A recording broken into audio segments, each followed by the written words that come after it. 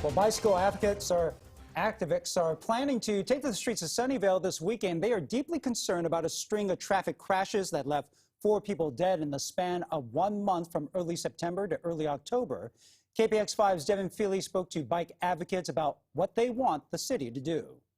The stark reality is the months of September and October have been dangerous and deadly on the roads of Sunnyvale. There have been 4 deadly car crashes in that time, 3 involving pedestrians, 1 involving a cyclist.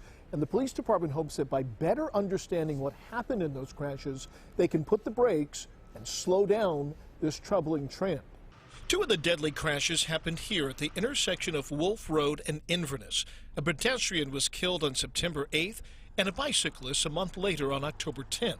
Their deaths highlighting a tragic uptick in serious car crashes in Sunnyvale this fall. Everyone that is sharing the road to be aware and cognizant of each other, and for motorists to look twice, think twice before they make that decision. Diana Cromedy is the Associate Director of the Silicon Valley Bicycle Coalition. The group is planning a day of advocacy, outreach, and mourning for the victims of the recent traffic crashes, hoping that will convince the City Council and Police Department to speed up efforts to curb traffic fatalities. We need to start thinking differently and start to design these roads for our most vulnerable users. Like, that should always be the idea. Who is most likely to be impacted and negatively on these roads?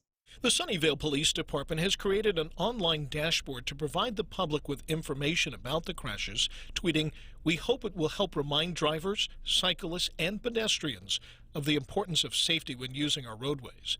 According to the police, in all 4 of the crashes, the drivers remained at the scene and cooperated with their investigation, and it does not appear that drugs or alcohol played a factor.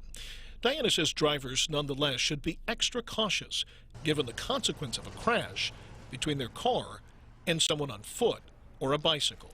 We already know if there is a collision, the person that's more likely to not withstand that is the bicyclist or the pedestrian.